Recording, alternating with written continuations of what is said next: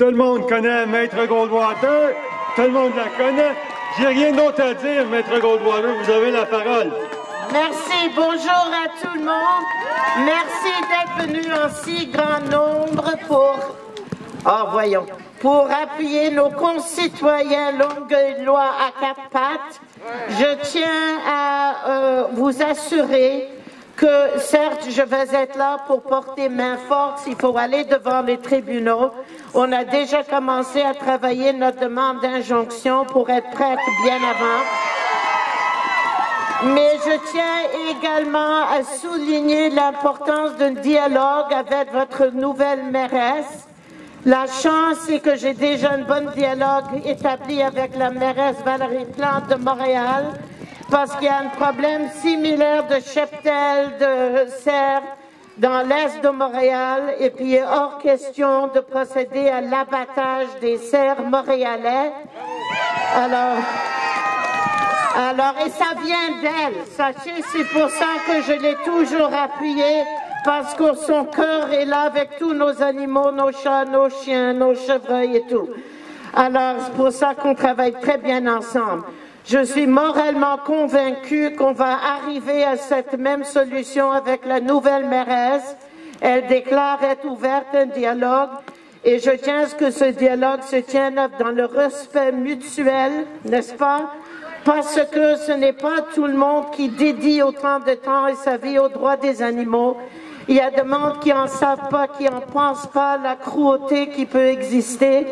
Il faut les enseigner, pas les critiquer, pas les insulter. C'est pour ça que je me suis impliquée dans cette bataille dès l'année passée.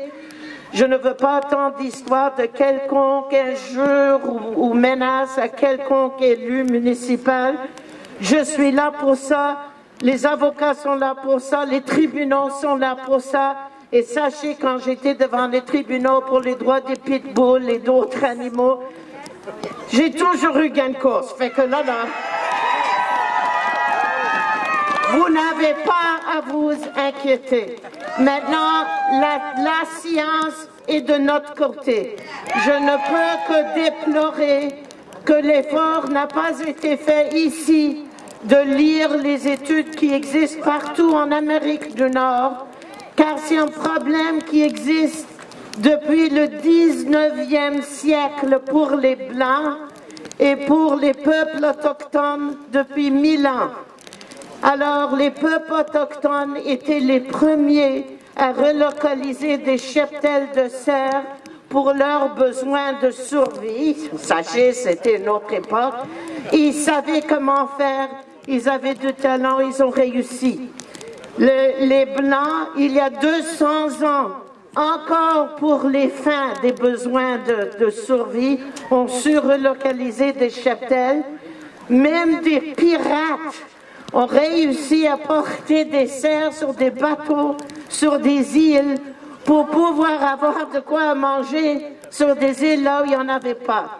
Et les cerfs, étant des bêtes très heureuses, savent comment s'établir dans des nouvelles communautés et apprendre à nous éviter parce que nous sommes les prédateurs, eux le proie. Voici la tragédie de nos jours. La tragédie, c'est que nous prenons beaucoup d'espace au même titre qu'un cerf. On veut élargir nos communautés, nous sommes aussi des animaux.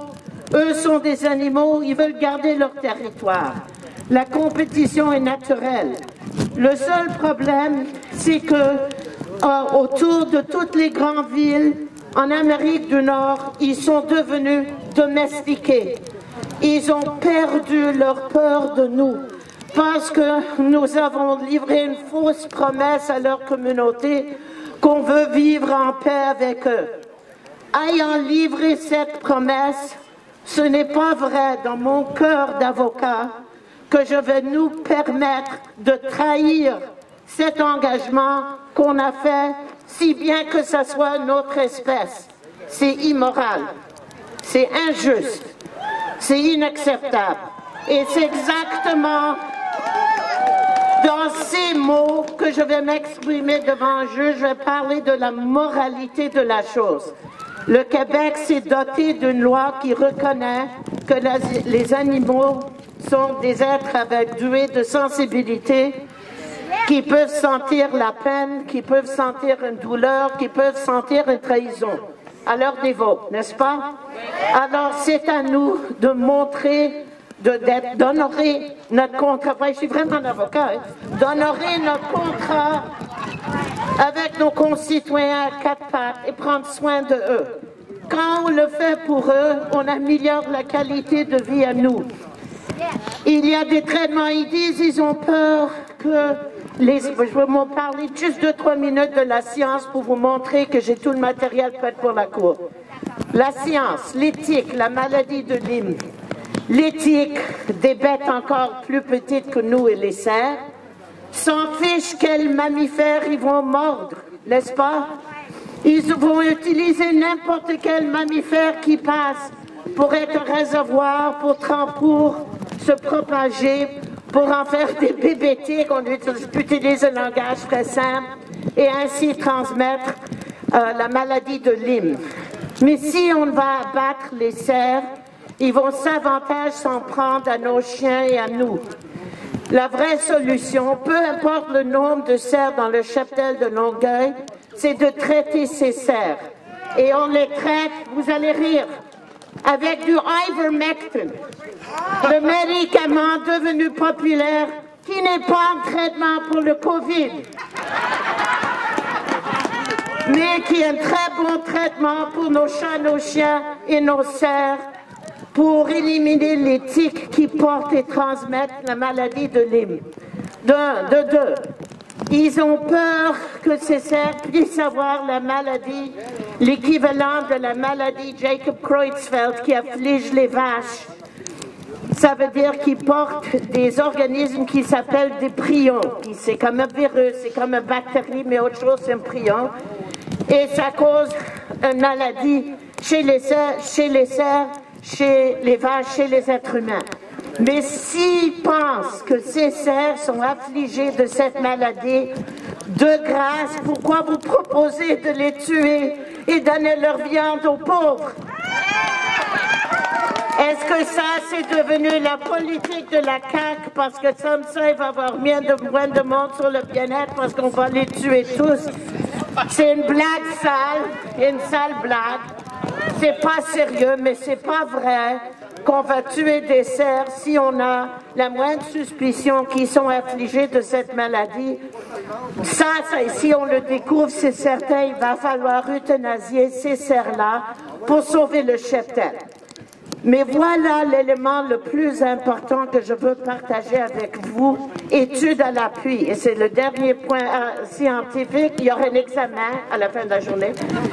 Le dernier point scientifique, c'est que si vous tuez maintenant les 65 quelques cerfs qu'ils ont envie de tuer, pour lesquels ils ont déjà avancé 325 000 $, j'avais même pas l'intention de charger autant pour les sauver. Alors là, pourquoi on va jeter l'argent des contribuables à la poubelle quand nous sommes de nombreux bénévoles à vouloir les sauver sans que ça coûte un cent aux contribuables? Maintenant, si on tue ces cerfs-là, si on crée une telle tragédie dans la communauté des cerfs, c'est un animal très optimiste, c'est un animal très fertile, c'est un animal avec une très bonne santé et sont des animaux très sociables. Ils vont en reproduire d'ici 18 mois. Une femme, je ne veux pas dire femelle, c'est impoli, je suis féministe. Une femme cerf est capable d'avoir 2 ou 3 bébés dans une saison si elle veut, s'il y a une pression d'en faire. Alors tout ce que vous allez faire en assassinant 65 cerfs cette année, c'est que vous allez convertir votre parc en abattoir. Ça va être un abattoir où chaque année, on va tuer des cerfs et continuer à tuer jusqu'à ce que on soit quoi? On se reconnaît des monstres avec de sang sur nos mains, dans nos mains, n'est-ce pas? La vraie solution, c'est l'administration de la contraception et un programme avec une compagnie qui est prête à faire un projet pilote avec nous pour administrer une injection d'une contraception. Tu le fais juste une fois et ça dure de 3 à 6 ans que la femelle ne va pas reproduire et on contrôle le nombre des cerfs, on contrôle ainsi la taille du cheptel. Écoutez, c'est un peu qu'est-ce qu'on fait nous-mêmes les êtres humains, quoi, hein? On réalise, il y a trop de nous, on ne se met pas à s'entre-assassiner, on utilise des moyens contraceptifs. Alors on va partager cette intelligence avec les cerfs pour contrôler la taille du cheptel et enfin, il faut préserver un corridor vert entre ce parc et d'autres grands espaces pour permettre un mouvement de cheptel pour qu'ils puissent se rendre ailleurs s'ils ont envie de déménager. Je vous laisse aussi avec ceci. Vous pourrez trouver toutes ces recherches, ces études sur l'Internet.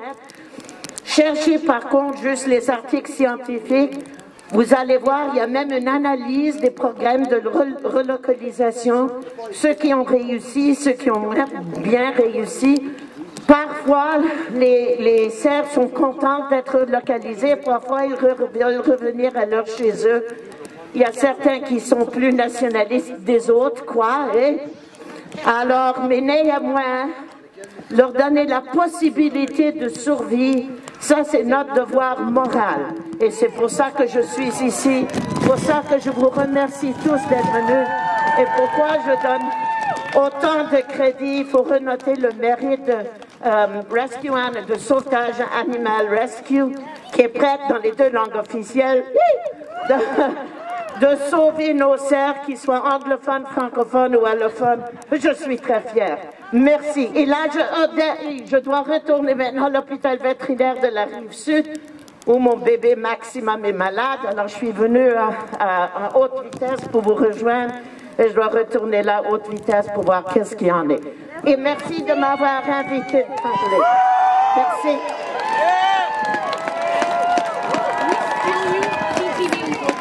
Merci beaucoup, Maître Goldwater. Merci. Un gros main, encore une grande main d'applaudissement, Maître Goldwater.